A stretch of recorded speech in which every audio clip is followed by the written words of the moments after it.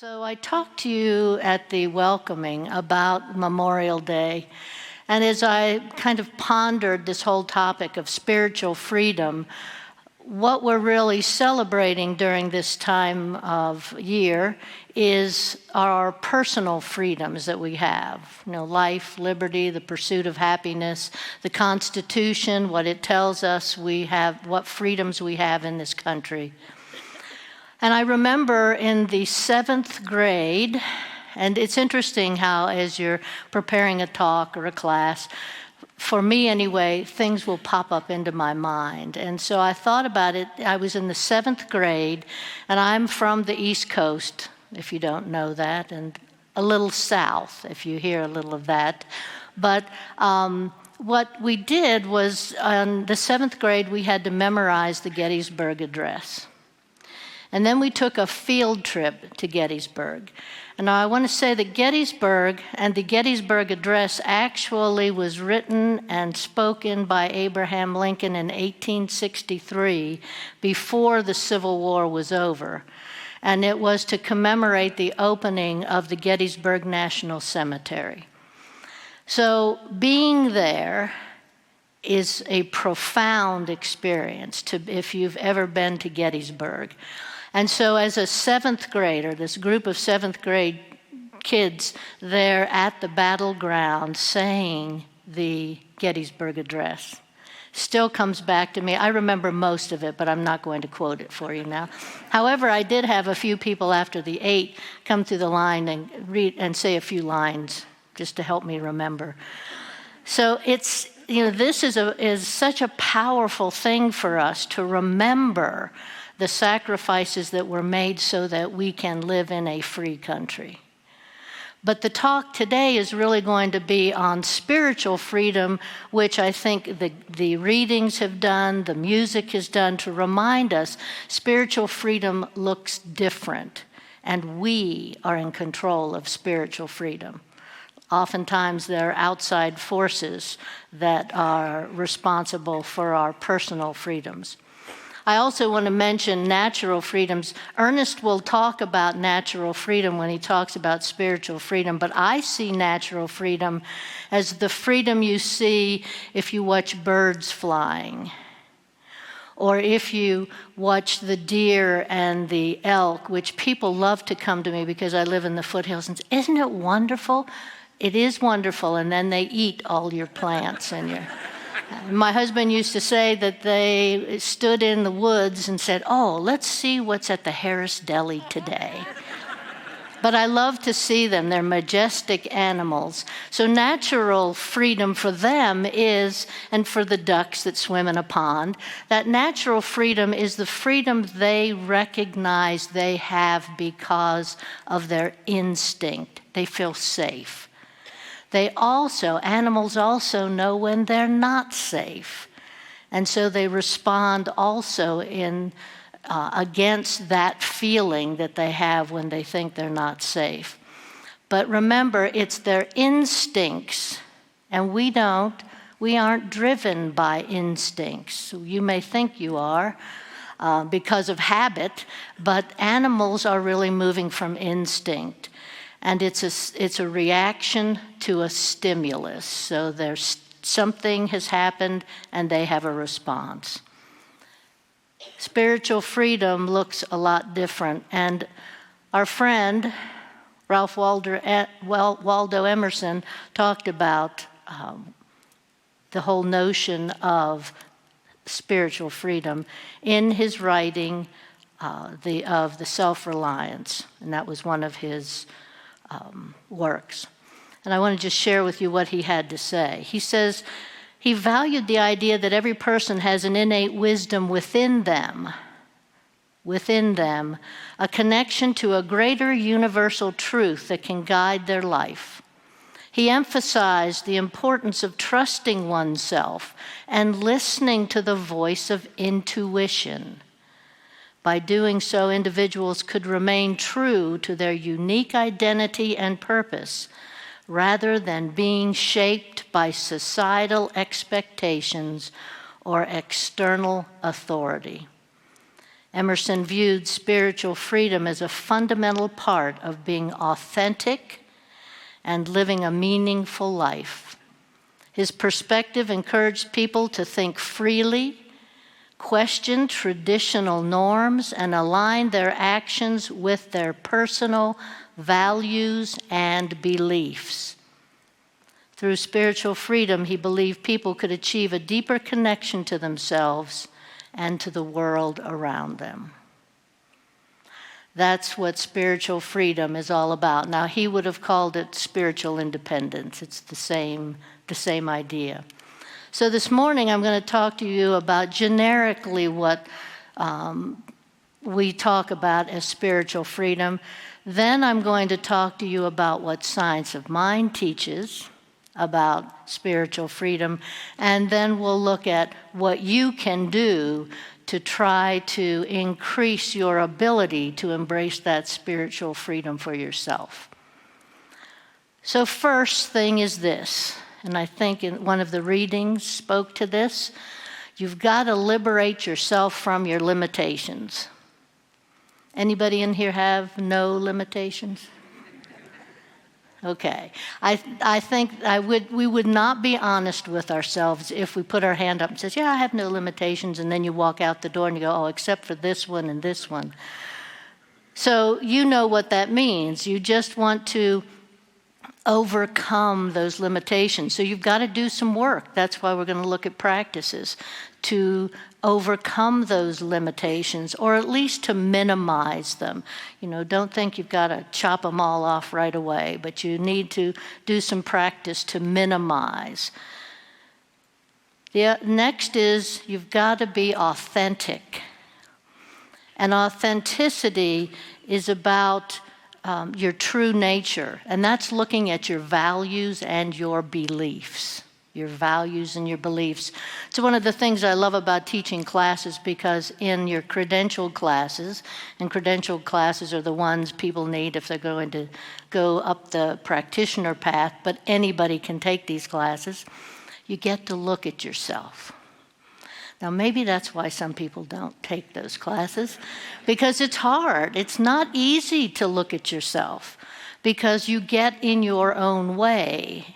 But what you've got to learn to do is understand, to be authentic, you have to look at your values, your beliefs. What do I think my purpose is in life? So I encourage you, this is plug for classes. Please consider if you haven't taken a class. We do both online and in-person classes, so something will work for everyone. You've also got to have inner peace. And to me, inner peace is finding that ability, and this is where you've got to let go of all that stuff that's outside of yourself.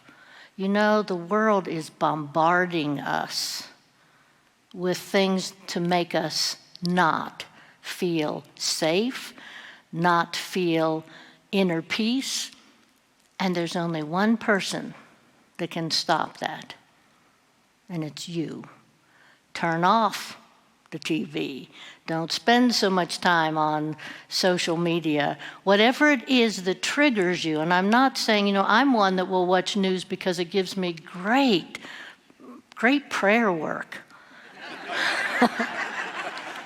But don't get hung up in it. Don't all of a sudden take it on, and now you're angry and you have all these feelings, these negative feelings. You've got to have inner peace in order to have any kind of ability to have spiritual freedom. And it's about love. Now, that may sound strange, but spiritual freedom is about love. Bell Hooks talked about the need for a powerful discourse on love to enhance freedom for all. And love comes from a connection to something greater. And that's the last point in this section, is that something greater. We know there is a power in the universe greater, and we can use it. I can use it. You can use it. There is a power, no matter what you choose to call it. If it's uncomfortable to call it God, find a word that works for you. But there is a power, folks, in the universe greater than any one of us is. And we need to learn how to use that power. Take a deep breath.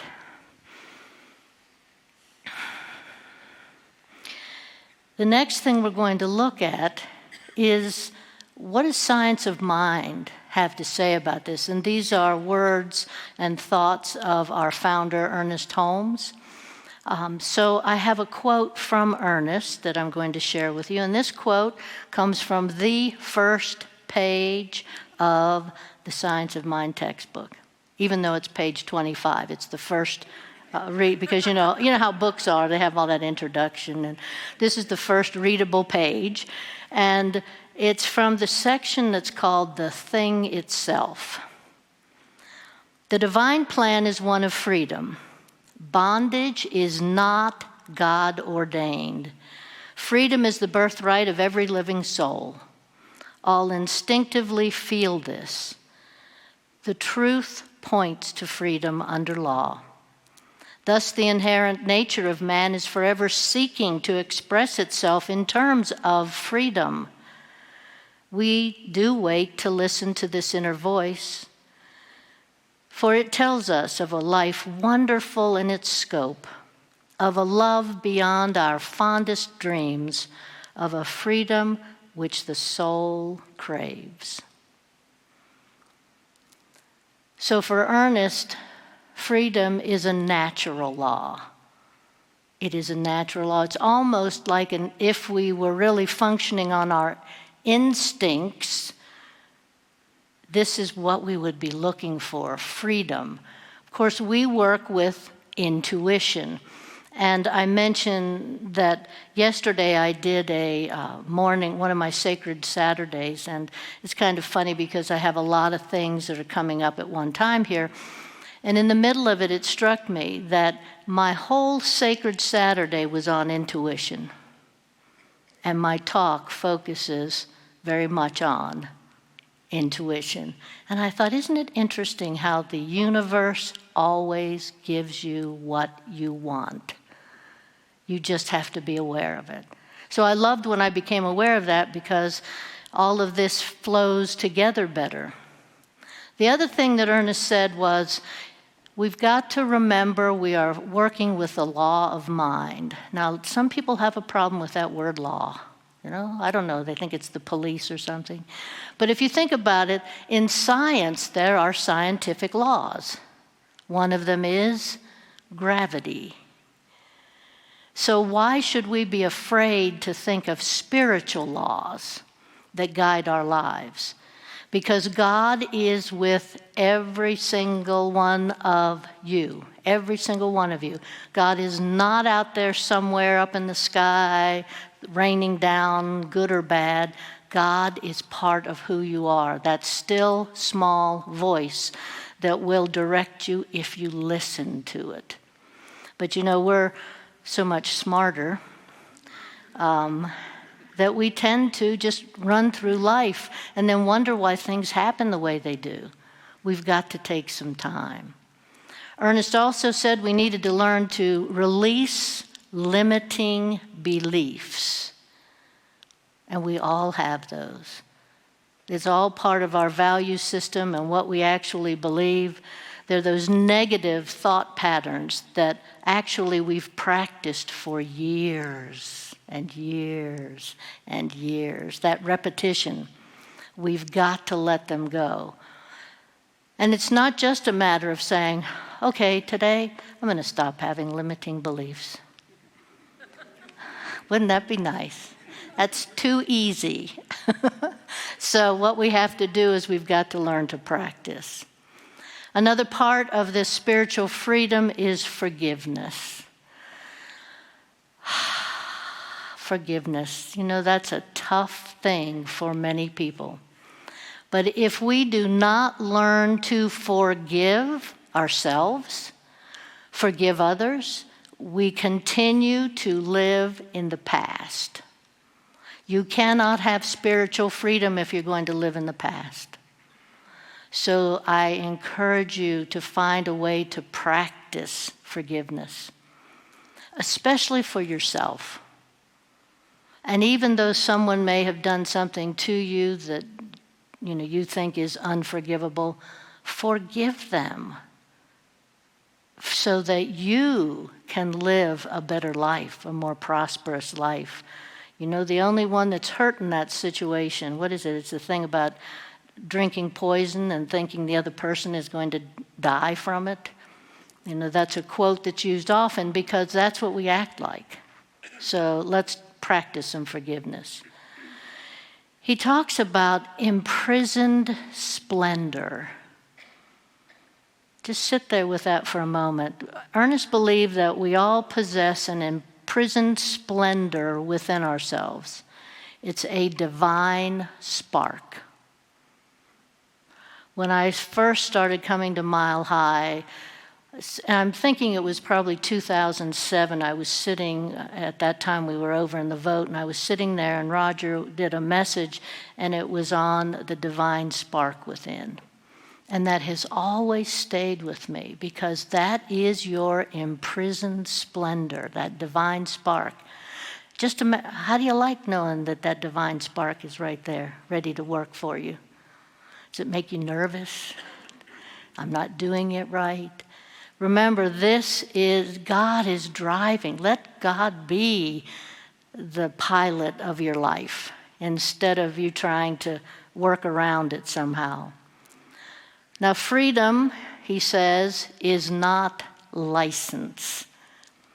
So once you've established and created and feel that spiritual freedom within you, it doesn't mean that you can now go out and tell everybody how very spiritual you are.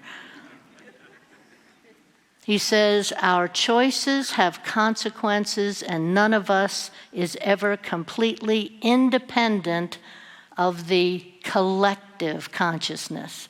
Now, those of you that have taken classes know what that is. You've all got pieces of the collective consciousness. Family. Your values and your beliefs started somewhere. You didn't pop out of the womb having a certain set of values and beliefs. Where do you think they came from? The culture, the family. So understand that that collective culture, it doesn't mean you can't deal with it. It means be aware of it. That you do your work, but be aware that beyond yourself is this whole notion of collective consciousness. If you want to know more about that, take classes. And I'll talk more about that in a moment. So those were the thoughts that Science of Mind have about this whole idea of spiritual freedom. That idea that we really are in control of whether or not we live a spiritually free life. It's nobody else. Nobody else. Now we can say, oh, but, this happened to me when I was young, or, this is what I'm seeing on the news. And you have control of yourself, folks. But you've got to do your work. And so that's the last part of the talk is how can you practice? How can you practice? I am a firm believer in contemplation and meditation, and people go, oh, I can't sit still that long. My mind goes. One of the things I personally love about contemplation is it moves you from here to here. And so you can sit and you can be with God, and you can have a conversation with God. Don't be afraid of meditation. Don't be afraid of it. Some people might take a reading and use that as kind of an impetus for their meditation or their contemplation, but I encourage you, do something to sit still and in the quiet.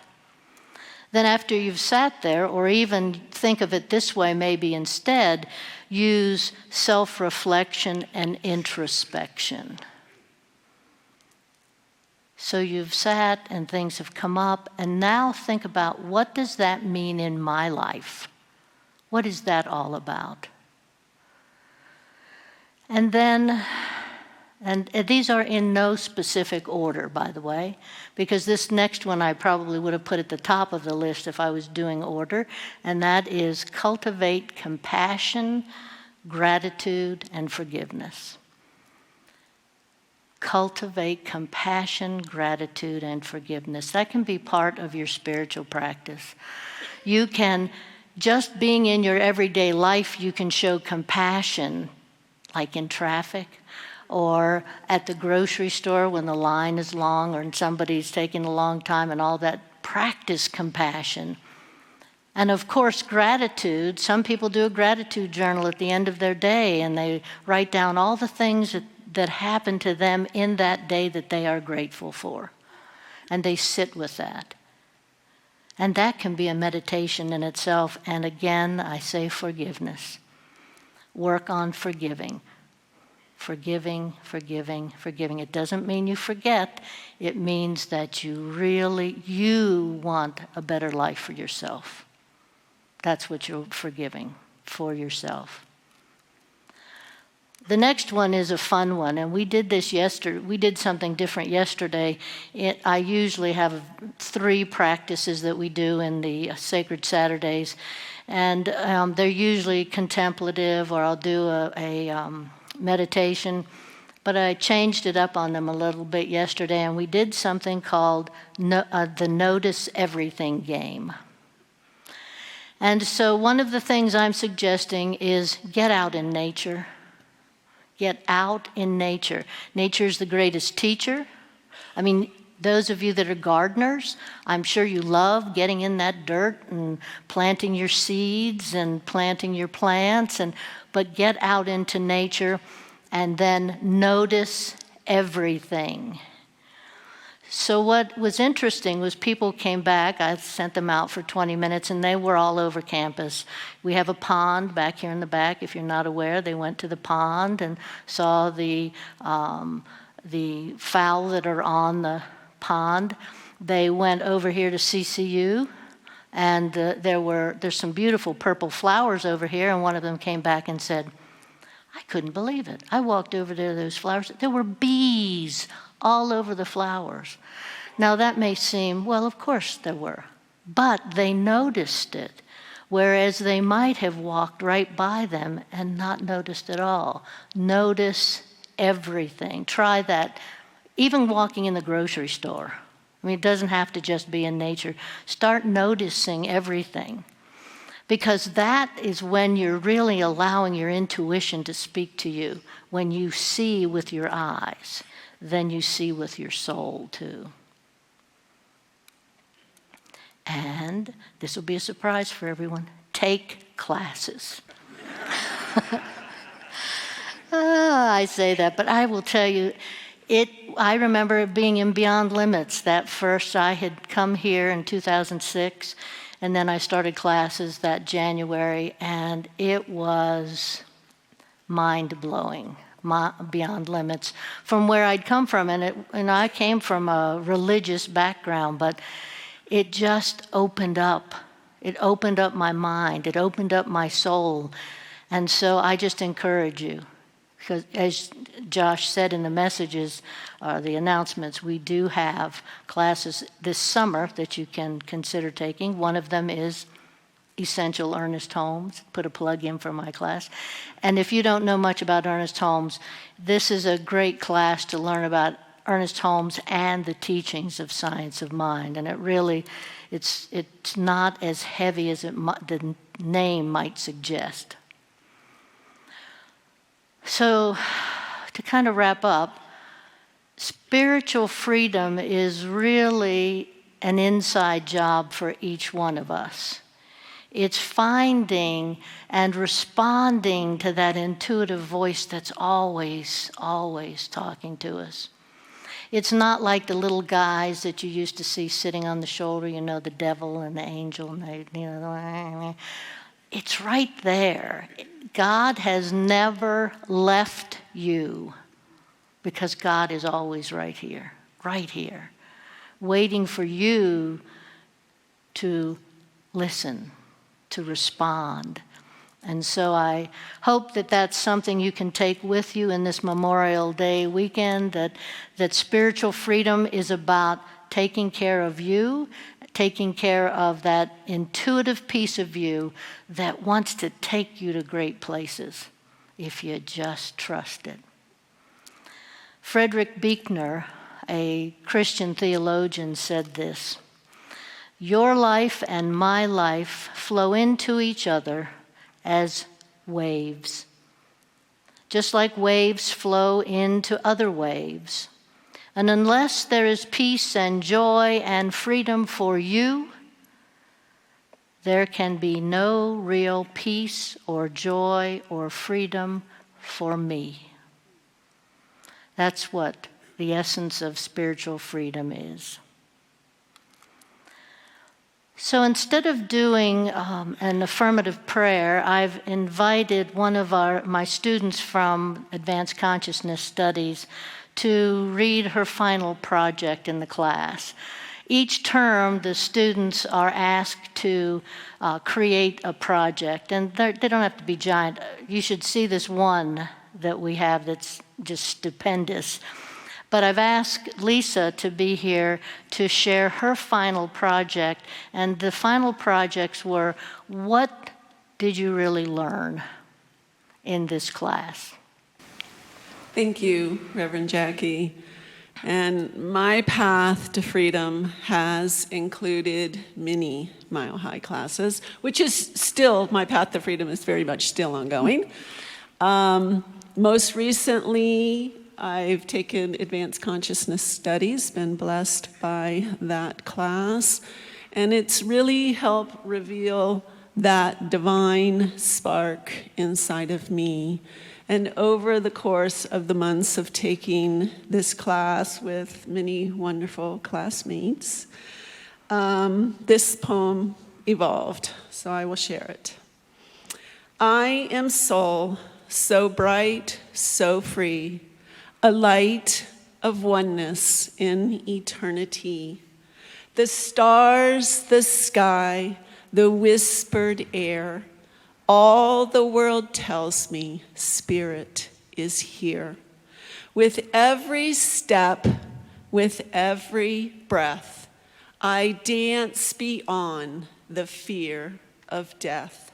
For spiritual beings never fade. In love's embrace, eternal life is graced. The creative process flows through me. A dream so bold, my heart grows of thee. I shape the world with thoughts divine, a spark of heaven, creation's grand design. No chains can find, no walls can stand when freedom's placed within my hand. For life is vast and love is wide, and spirit is always by my side. The triune nature cannot stray as spirit's light guides my way. The spiritual laws in me align as faith transforms both space and time. And when I gaze upon the night, I know I am love. I know I am light. No need to seek, no need to roam, for heaven is here and I am its home. Thank you.